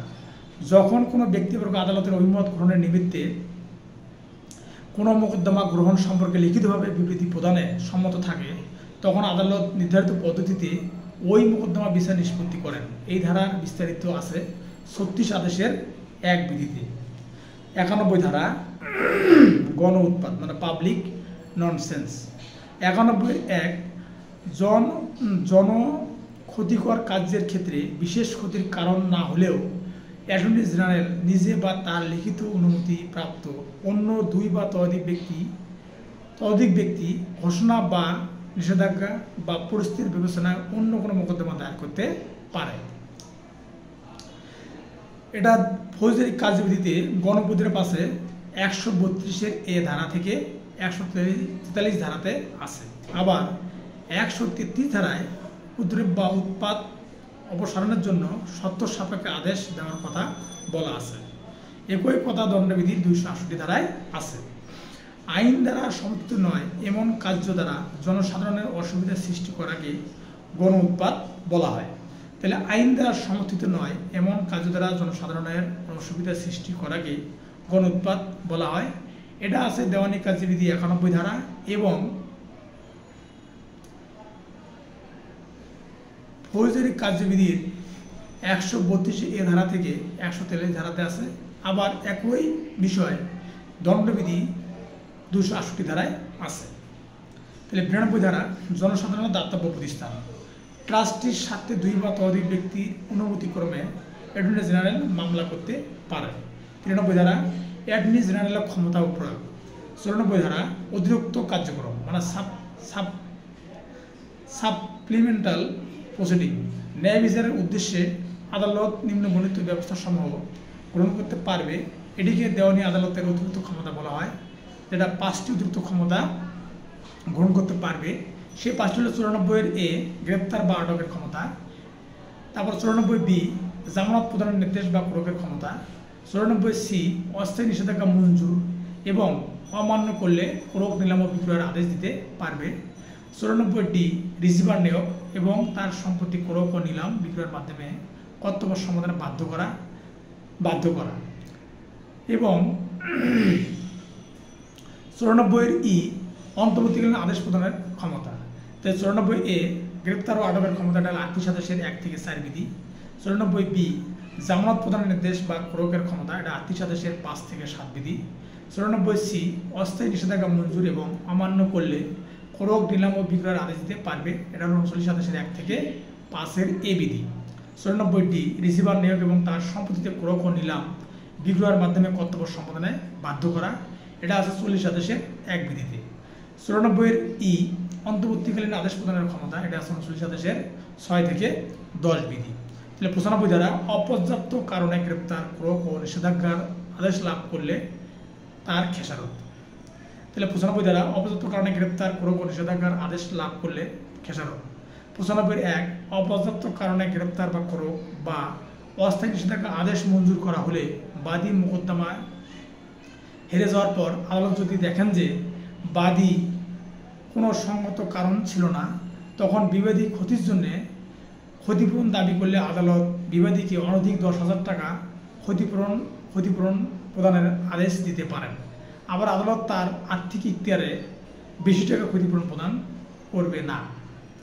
সপ্তম খণ্ড আপিল 96 থেকে 112 ধারা। তাহলে 96 ধারা মূল ডিগ্রি হইতে আপিল। মূল ডিগ্রি হইতে আপিল 41 আদেশ আছে 103 ধারায়। আদেশের বিরুদ্ধে আপিল এটা আছে 104 ধারায় এবং 43 আদেশে। আপিল সম্পর্কে সাধারণ বিধানাবলী এটা আছে 107 থেকে 108 ধারাতে। আপিল বিভাগে আপিল এটা আছে 109 থেকে 112 ধারাতে। 96(1) ধারা মূল ডিগ্রির বিরুদ্ধে আপিল, আদালতে আপিল। তাহলে 96 ধারা মূল ডিগ্রি হইতে আপিল। তাহলে মূল ডিগ্রি হইতে আপিল এটা 41 আদেশে 141 আদেশে আছে এবং 103 ধারাতে আছে। আবার আদেশের বিরুদ্ধে আপিল এটা 104 ধারাতে আছে এবং 43 আদেশেও আছে। এবার আপিল সম্পর্কে সাধারণ নিয়মাবলী এটা আছে 107 ধারা থেকে 108 ধারাতে আছে। আবার আপিল বিভাগে আপিল এটা আছে 109 ধারা থেকে 112 ধারাতে আছে। 96(1) ধারা মূল ডিগ্রির বিরুদ্ধে আপিল, আদালতে আপিল। মূল ডিগ্রির বিরুদ্ধে আপিল, আদালতে আপিল। তাহলে 5 কোটি টাকার ঊর্ধ্বে আপিল হবে হাইকোর্ট বিভাগ, সময়সীমা 90 দিন। এটা আছে অনুচ্ছেদ 156। তামাদি আইনের 100 অনুচ্ছেদ, তামাদি আইনের 156 অনুচ্ছেদে। 5 কোটি টাকার নিম্নে জেলা জজে আপিল হবে, এটা তামাদি 30 দিন। এটা আছে তামাদি আইনের 152 অনুচ্ছেদে। তাহলে 96(2) ধারা একতরফা মূল ডিগ্রির বিরুদ্ধে আপিল হবে। একতরফা ডিগ্রি রোধের আবেদন হয় 9 আদেশের 13 বিধিতে। আবার সরাসরি একতরফা ডিগ্রি রোধের আবেদন 9 আদেশের 13 এই বিধি। তাহলে 96(3) ধারা অনুযায়ী 16 ডিগ্রির বিরুদ্ধে আপিল চলে না। আবার ফৌজদারি কার্যবিধিতে 404 থেকে 431 ধারায় আপিলের বিধান আছে। আবার ফৌজদারি কার্যবিধি 243 ধারাতে ম্যাজিস্ট্রেট, 265(ই) ধারাতে দায়রা আদালতে দোষ স্বীকারের ভিত্তিতে দণ্ড দিলে আপিল চলে না। তাহলে ফৌজদারি কার্যবিধি 243 এবং 265(ই) ধারাতে দোষ স্বীকারের পর দণ্ড দিলে আপিল চলে না। 97 ধারা প্রাথমিক ডিগ্রি হতে আপিল দায়ের করা না হলে চূড়ান্ত ডিগ্রি হতে আপিল। তাহলে প্রাথমিক ডিগ্রি হতে আপিল না করলে চূড়ান্ত ডিগ্রির বিরুদ্ধে আপিল করা হলে আর প্রাথমিক ডিগ্রির বিরুদ্ধে আপিল চলবে না। 98 ধারা 2 বা ততোধিক বিচারক কর্তৃক শ্রোত আপিলের ক্ষেত্রে সিদ্ধান্ত। আপিলের বেঞ্চ গঠিত হলে অধিকাংশ বিচারকের সিদ্ধান্ত আপিলের চূড়ান্ত হবে। 98(3) ধারা এই ধারার কোনো বিধানে হাইকোর্ট বিভাগের ক্ষমতা পত্রের লেটাস পেটেন্টের বিধানসমূহে পরিবর্তন বা অন্যভাবে প্রভাবিত করে বলে পরিগণিত হবে না। তাহলে লেটাস পেটেন্টের বিধানসমূহকে পরিবর্তন বা অন্যভাবে প্রভাবিত করে বলে পরিগণিত হবে না। তাহলে 98(3) এই ধারার কোনো বিধানে হাইকোর্ট বিভাগের ক্ষমতাপত্রের লেটাস পেটেন্টের বিধানসমূহে পরিবর্তন বা অন্যভাবে প্রভাবিত করে বলে পরিগণিত হবে না। 99 ধারা গুণাগুণ বা ইখতিয়ার প্রভাবিত না করলে ভুল বা অনিয়মের জন্য ডিগ্রি পরবর্তীতে বা সংশোধিত হবে না। তো 99 ধারা গুণাগুণ বা ইখতিয়ার প্রভাবিত না করলে ভুল বা অনিয়মের জন্য ডিগ্রি পরবর্তীত বা সংশোধিত হবে না। আপিলের ট্রায়াল পিটিশন মুলতবির বিধান 41 আদেশের 12 এই বিধিতে আছে। আবার তৃতীয় ব্যক্তির আপিল করতে পারবে। আপিল মঞ্জুর না হলে রিভিশন করতে হবে হাইকোর্ট বিভাগে। প্রতিকার 41 আদেশের 1919 এই বিধি অনুযায়ী 30 দিনের মধ্যে 168 অনুচ্ছেদ অনুযায়ী আবেদন করতে হবে। আবার 41 আদেশের 19 বিধি অনুযায়ী পুনঃগ্রহণ, আপিল পুনঃগ্রহণ এবং 41 আদেশের 21 বিধি অনুযায়ী আপিলের পূর্ণ শুনানির অস্বীকার সম্বলিত কোনো আদেশের বিরুদ্ধে আপিল করা চলবে। তাহলে 41/27/1919 এই বিধি অনুযায়ী 30 দিনের মধ্যে 168 অনুচ্ছেদ অনুযায়ী আবেদন করতে হবে। আবার 41/27/19 বিধি অনুযায়ী পূর্ণ গ্রহণ, আপিল পূর্ণ গ্রহণ এবং 41/27/21 বিধি অনুযায়ী আপিলের পূর্ণ শুনানির অস্বীকার সম্মিলিত কোনো আদেশের বিরুদ্ধে আপিল করা চলবে। 104 ধারা যে সকল আদেশ হতে আপিল দায়ের করা যায়।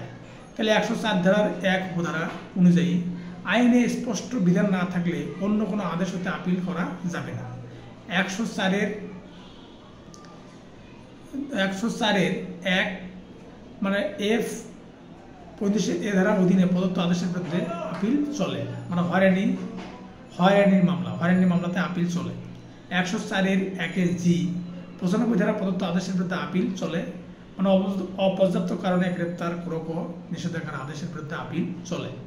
104-এর 1 এইচ উপধারায় ডিগ্রি জারির উদ্দেশ্যে গ্রেপ্তার বা দেওয়ানি কারাগারে আটকের আদেশের বিরুদ্ধে আপিল করা যায় না, কিন্তু অন্যান্য ক্ষেত্রে জরিমানা বা গ্রেপ্তার বা দেওয়ানি জেলে আটক করার নির্দেশমূলক আদেশের বিরুদ্ধে আপিল চলে। 104-এর 1 আই উপধারা যে সকল বিধির অধীনে আপিলের সুস্পষ্ট বিধান আছে, যেমন 43 আদেশের 1 বিধিতে 25টি আদেশের কথা বলা আছে যার বিরুদ্ধে আপিল চলে। 104-এর 2 উপধারা এই ধারা অনুসারে কোনো আপিলের আদেশের বিরুদ্ধে আপিল চলে না। 105 ধারা অন্যান্য আদেশসমূহ। 105-এর 1 স্পষ্ট বিধান না থাকলে আদেশের বিরুদ্ধে আপিল চলে না। 105-এর 2 উপধারা আপিলযোগ্য কোনো আদেশে সংবদ্ধ হওয়া সত্ত্বেও কোনো পক্ষ আপিল না করলে পরবর্তী এর যথাযথতা সম্পর্কে কোনো আপত্তি দিতে পারবে না। 106 ধারা যে আদালতে আপিল শুনানি হবে, আদালতে আপিল শুনানি হবে জেনারেল প্রভিশন বা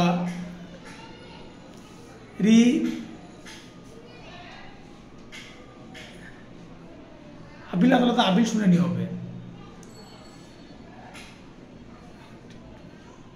মানে general provision reflecting to appeal, মানে আপিল সম্পর্কে সাধারণ নিয়মাবলী 107 থেকে 108 ধারা। 107 ধারা আপিল আদালতের ক্ষমতা। 107-এর 1 এ উপধারা মোকদ্দমা চূড়ান্তভাবে নিষ্পত্তি করতে পারবে। 107-এর 1 বি উপধারা মোকদ্দমা পুনর্বিচারের জন্য প্রেরণ করতে পারবে, এটা আছে 41-27-এর 23 বিধি। তারপরে 107-এর 1 সি উপধারা বিচার্য বিষয় গঠন করে বিচারের জন্য প্রেরণ করতে পারবে, এটা আছে 41-27-এর 25 বিধি। 107-1 ডি উপধারা অতিরিক্ত সাক্ষ্য গ্রহণ বা গ্রহণের নির্দেশ দিতে পারবে, এটা 41-27-এর 27 বিধি। 107-2 উপধারা মূল ইখতিয়ার সম্পন্ন আদালতের মোকদ্দমার বিষয়ে যেমন ক্ষমতা এবং কর্তব্য থাকবে, আপিল আদালতের একই ক্ষমতা ও কর্তব্য থাকবে, এটা আছে 41-27-এর 33 বিধিতে। আপিল রিকল এর বিধান আছে 107-1 ডি উপধারা এবং 41-27-এর 27 বিধিতে। আবার মোকদ্দমার রিকলের বিধান আছে 18 আদেশের 17 বিধিতে। তাহলে আপিলের রিকলের বিধান আছে 107-এর 1 ডি উপধারায় এবং 41 আদেশের 27 বিধিতে। আবার মোকদ্দমার রিকলের বিধান আছে 18 আদেশের 17 বিধিতে। আবার ফৌজদারি কার্যবিধিতে রিমান্ড আছে 166-2 ধারাতে এবং 340 ধারায়। আবার ফৌজদারি কার্যবিধিতে আপিল আদালতের ক্ষমতা আছে 423 ধারায়। দেওয়ানিতে আপিল হয় মেমোরান্ডামের মাধ্যমে 41-27-এর 1 বিধি। আবার ফৌজদারিতে আপিল হয় আবেদনের মাধ্যমে, এটা আছে 419 ধারায়। 108 ধারা আপিল আদালতের ডিগ্রি ও আদেশ হইতে আপিল। 109 ধারা সুপ্রিম কোর্ট যখন আপিল দায়ের করা চলে, সুপ্রিম কোর্টের সময়ে সময়ে যে সকল বিধি তৈরি করেন সেই সব বিধির শর্তাবলীর সাপেক্ষে আপিলেট বিভাগে আপিল করা যায়। 110 ধারা বিষয়বস্তুর মূল্য 200 টাকা বা তার বেশি হতে হবে। 111 ধারা কতিপয় আপিলের বিধি নিষেধ, মানে bar to certain appeal. High court বিভাগের বেঞ্চের বিচারকগণ যদি সমভাবে বিভক্ত হয়েও থাকে তবে সেই সিদ্ধান্তের বিরুদ্ধে আপিল করা যাবে না। 112 ধারা ব্যতিক্রম। 112-এর 1 এ উপধারা সংবিধানের 103 অনুচ্ছেদ এর বিধান আপিলের বিধানকে প্রভাবিত করবে না। 112-2 উপধারা এই বিধান ফৌজদারি, নৌবিভাগ বা প্রাইস কোডের কোনো বিষয়কে প্রযোজ্য হবে না। দেওয়ানি আপিল 96 থেকে 112 ধারা, এটা আছে 41 থেকে 43 আদেশ। ফৌজদারি আপিল 404 থেকে 431 ধারা এবং 476-এর বি এবং 486 ধারা পর্যন্ত আছে। অষ্টম খণ্ড রেফারেন্স রিভিউ রিভিশন 113 ধারা হাইকোর্ট বিভাগীয় অভিমতের জন্য প্রেরণ। কোনো আদালত হাইকোর্ট বিভাগের মতামত চেয়ে মোকদ্দমা প্রেরণ করতে পারেন। এটি আছে 46 আদেশ আইনগত ঘটনাগত প্রশ্নের রেফারেন্স চাওয়া হয়। 114 ধারা রিভিউ একই ডিগ্রি বা আদেশ একই আদালতে পুনরায় বিবেচনা করার আবেদন হচ্ছে রিভিউ বা পুনঃ বিবেচনা। যে পক্ষ আদালতের আদেশ বা ডিগ্রি দ্বারা ক্ষতিগ্রস্ত হয় সে পক্ষ রিভিউয়ের আবেদন করতে পারে। এটি সম্পর্কে বলা আছে 47 আদেশে। রিভিউয়ের আবেদন কখন করা যায়? যে ডিগ্রি বা আদেশের বিরুদ্ধে আপিল চলে কিন্তু আপিল করা হয়নি, যে ডিগ্রি বা আদেশের বিরুদ্ধে আপিল চলে না, ক্ষুদ্র বিষয়ক আদালতের রেফারেন্স প্রদত্ত সিদ্ধান্তের বিরুদ্ধে। রিভিউয়ের আবেদন মঞ্জুর হলে বিপক্ষের প্রতিকার হচ্ছে আপিল করা বা আপিল করতে পারবে। রিভিউয়ের আবেদন না মঞ্জুর হলে রিভিশন করা যাবে। আবার রিভিউ একবার করা যায়। স্বল্প আদালতের রিভিউয়ের তামাদি 15 দিন। হাইকোর্ট বিভাগে রিভিউয়ের আবেদন 20 দিন। এটা আছে অনুচ্ছেদ 162-তে। অন্যান্য সকল আদালতের রিভিউয়ের আবেদন 90 দিন। এটা আছে 173 অনুচ্ছেদে। তাহলে 115 ধারা রিভিশন নিম্ন আদালতের ডিগ্রি বা আদেশের বিরুদ্ধে উচ্চ আদালতে আইনগত প্রশ্ন পুনরীক্ষণের জন্য আবেদন করাকে রিভিশন বলে। জেলা জজকে রিভিশন ক্ষমতা দেওয়া হয়েছে 2003 সালে 115(3) উপধারা অনুযায়ী। তাহলে জেলা জজকে রিভিশন ক্ষমতা দেওয়া হয়েছে 2003 সালে 115 ধারার 3 উপধারা অনুযায়ী। রিভিশনের দুটি শর্ত আছে। প্রথম শর্ত, যে আদেশ বা ডিগ্রির বিরুদ্ধে আপিলের বিধান নাই সেই ক্ষেত্রে রিভিশন করা যাবে। দ্বিতীয় শর্ত, ন্যায় বিচার ব্যর্থ এবং আইনের প্রশ্নে ভুল সিদ্ধান্ত প্রদান করা হলে রিভিশন করা যাবে। 115(4) উপধারা অনুযায়ী দেওয়ানি কার্যবিধিতে দ্বিতীয় রিভিশন করা যায়, সেটা হাইকোর্টের অনুমতি সাপেক্ষে। এটাকে লিভ ফর রিভিশন বলে। ফৌজদারি কার্যবিধিতে লিভ টু আপিল 419 ধারায় এটা আপিলের তামাদি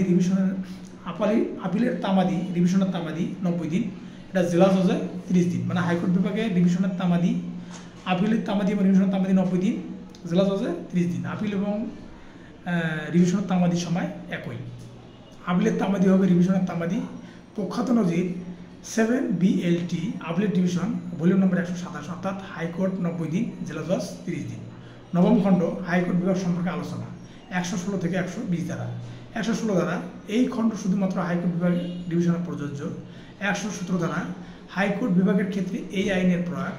118 ধারা মোকদ্দমার খরচ নির্ধারণের পূর্বে ডিগ্রি জারি। 119 ধারা অনুমোদনবিহীন লোক আদালতের বক্তব্য পেশ করতে পারবে না। 120 ধারা হাইকোর্ট বিভাগের মূল দেওয়ানি ইখতিয়ার প্রয়োগকালে অপ্রযোজ্য বিধানসমূহ। 16, 17 এবং 20 ধারাগুলি হাইকোর্ট বিভাগের মূল ইখতিয়ার প্রয়োগকালে প্রয়োগযোগ্য হবে না। তাহলে 16, 17 এবং 20 ধারাগুলি হাইকোর্ট বিভাগের মূল ইখতিয়ার প্রয়োগকালে প্রয়োগযোগ্য হবে না। দশম খণ্ড বিধিসমূহ 121 থেকে 121 ধারা। তাহলে 121 তফসিলে প্রথম তফসিলে বিধিসমূহের প্রভাব। 122 ধারা সুপ্রিম কোর্টের বিধি প্রণয়নের ক্ষমতা। প্রথম তফসিলি বা যে কোনো বিধি সংশোধন বা পরিবর্তন করতে পারবে এবং দেওয়ানি অধীনস্থ আদালতের কার্যপদ্ধতি নিয়ন্ত্রণ করতে পারবে। 123 ধারা বিধি কমিটি গঠন। 123-এর 1 উপধারা। 122 ধারায় বর্ণিত উদ্দেশ্যে বিধি কমিটি নামে একটি কমিটি গঠিত হবে। সেই কমিটি হবে সুপ্রিম কোর্টের 3 জন বিচারক, যাদের মধ্যে একজন অন্তত জেলা জজ হিসেবে 3 বছর কর্মরত ছিলেন। 2 নম্বর, ওই আদালতে আইন ব্যবসা করেছে এরূপ 2 জন উকিল এবং হাইকোর্ট বিভাগের অধীনস্থ দেওয়ানি আদালতের একজন বিচারক থাকবেন। তাহলে আমরা পাইলাম হলো 3 জন সুপ্রিম কোর্টের বিচারক থাকবে 3 জন, তারপরে আইনজীবী থাকবে 2 জন এবং অধীনস্থ মানে হাইকোর্টের অধীনস্থ আদালতের আইনজীবী বিচারক থাকবে 1 জন। এই সর্বমোট 6 জন। তাহলে 123-এর 3 ধারা এরা প্রধান বিচারপতি কর্তৃক নিযুক্ত হবে। এদের মধ্যে প্রেসিডেন্ট একজন হতে পারে অথবা প্রধান বিচারপতি নিজেও প্রেসিডেন্টের দায়িত্ব পালন করতে পারবে। 123-এর 4 উপধারা নির্ধারণকালীন মেয়াদের জন্য উপবিষ্ট থাকবেন, অবসর বা মারা গেলে অন্য কাউকে নিয়োগ দিতে পারবেন। এটা প্রধান বিচারপতি এটা নিয়োগ করতে পারবেন। 123-এর 5 উপধারা কমিটির একজন সচিব থাকবেন, যিনি প্রধান বিচারপতি কর্তৃক নিয়োগকৃত হবে এবং সরকারের কাছ থেকে পারিশ্রমিক পাবেন। 124 ধারা সুপ্রিম কোর্টে কমিটির রিপোর্ট করবেন। 126 ধারা বিধিসমূহ অনুমোদন সাপেক্ষে প্রেসিডেন্টের পূর্বকালীন অনুমোদন সাপেক্ষ হবে। 127 ধারা বিধিগুলোর প্রকাশনা। 128 ধারা যে বিষয়ে অনুরূপ বিধি প্রণীত হতে পারে। তাহলে একাদশ খণ্ড 132 থেকে 158 ধারা। 132 ধারা কতিপয় মহিলার ব্যক্তিগত হাজিরা থেকে অব্যাহতি। 132-1 দেশের প্রথা এবং রীতি অনুসারে যে সকল মহিলাকে জনসম্মুখে উপস্থিত হতে বাধ্য করা উচিত নয় তারা ব্যক্তিগত আদালতে হাজির হতে অব্যাহতি পাবেন। 132-2 যে মহিলাকে গ্রেপ্তারে কোনো বাধা নাই সেক্ষেত্রে দেওয়ানি পরোয়ানায় গ্রেপ্তার হতে কোনো মহিলাকে অব্যাহতি পাবে না। 133 ধারা অন্যান্য ব্যক্তিবর্গের অব্যাহতি মানে এক্সেমশন অফ আদার পারসন। 133-1 পদমর্যাদা তাকে বিশেষ সুবিধা দান করলে সরকার গেজেট বিজ্ঞপ্তির মাধ্যমে ব্যক্তিগত হাজিরা হতে অব্যাহতি দিতে পারে। 133-2 অনুরূপভাবে অব্যাহতিপ্রাপ্ত লোকদের নাম ও ঠিকানা সরকার সময়ে সময়ে হাইকোর্ট বিভাগে প্রেরণ করবে। 133-3 উপধারা জবানবন্দির প্রয়োজন হলে কমিশন নিয়োগ করবে, সে খরচ অব্যাহতি পাওয়া ব্যক্তি প্রদান করবেন। 134 ধারা ডিগ্রি জারির ব্যতীত অন্যান্য ক্ষেত্রে গ্রেপ্তার। 55, 57, 59 ধারার বিধানাবলী গ্রেপ্তারকৃত সমস্ত লোকের ক্ষেত্রে প্রযোজ্য হবে। 135 ধারা দেওয়ানি পরোয়ানার অধীনে গ্রেপ্তার হতে অব্যাহতি। 135-1 জজ, ম্যাজিস্ট্রেট বা বিচার বিভাগীয় কর্মকর্তাকে আদালতে যাওয়ার সময় বা আদালত চলাকালীন সময় গ্রেপ্তার করা যাবে না। 135-2 ট্রাইব্যুনালের বিচারাধীন আছে এটার সঙ্গে সম্পৃক্ত উকিলগণ, মোক্তারগণ এবং রাজস্ব প্রতিনিধিগণকে ট্রাইব্যুনালে উপস্থিত বা গমনকালে গ্রেপ্তার করা যাবে না। 135-3 উপধারা যদি দায়ীকে অবিলম্বে গ্রেপ্তার করার আদেশ দেওয়া হয় তখন তাকে গ্রেপ্তার করা যাবে। 135-এ ধারা দেওয়ানি পরোয়ানায় আটক ও গ্রেপ্তার হতে সংসদ সদস্যের অব্যাহতি। তাহলে এটা হলো কয়েকটা শর্ত আছে। নাম্বার সংসদ সদস্য হলে সংসদ চলাকালীন তাকে আটক করা যাবে না। নাম্বার সংসদের কোনো কমিটির সদস্য হলে সংসদের অধিবেশন চলাকালীন আটক করা যাবে না। 136 ধারা জেলার বাইরে অবস্থিত ব্যক্তিকে গ্রেপ্তার বা সম্পত্তি ক্রয়ের কার্যপদ্ধতি। আদালত বিবেচনাধীন ক্ষমতায় জেলার বাইরে কোনো ব্যক্তিকে আটক বা ক্রয়ের আদেশনামা জারি করেন সেই জেলা জজ আদালতে। 137 ধারা অধীনস্থ আদালতের ভাষা। 137-1 সরকারের অন্যভাবে নির্দেশ না দেওয়া পর্যন্ত হাইকোর্টের প্রচলিত ভাষায় অধীনস্থ আদালতের ভাষা হবে। 137-2 আদালতের ভাষা কী হবে তা সরকার নির্ধারণ করবে। 137-3 উপধারা ইংরেজি ভাষা বুঝতে না পারলে তা অনুবাদ করে সরবরাহ করা হবে। 138 ধারা সাক্ষ্য ইংরেজি ভাষায় লিপিবদ্ধ করার জন্য হাইকোর্ট বিভাগ কর্তৃক নির্দেশ দেওয়ার ক্ষমতা। 140 ধারা উদ্ধার মূল্য ইত্যাদি নির্ধারণ মানে accessories in causes of সেলভেজ extra. 141 ধারা বিবিধ কার্যক্রম সমূহ এই আইনের মামলা সম্পর্কে উল্লিখিত কর্মের প্রক্রিয়া দেওয়ানি এখতিয়ার সম্পন্ন যে কোনো আদালতের যাবতীয় কার্যক্রমের বেলায় যথাসম্ভব প্রয়োগযোগ্য অনুসরণ করা হয়। ব্যক্তিগত হাজিরা থেকে অব্যাহতি। 132 ও 133 ধারা গ্রেপ্তার হতে অব্যাহতি।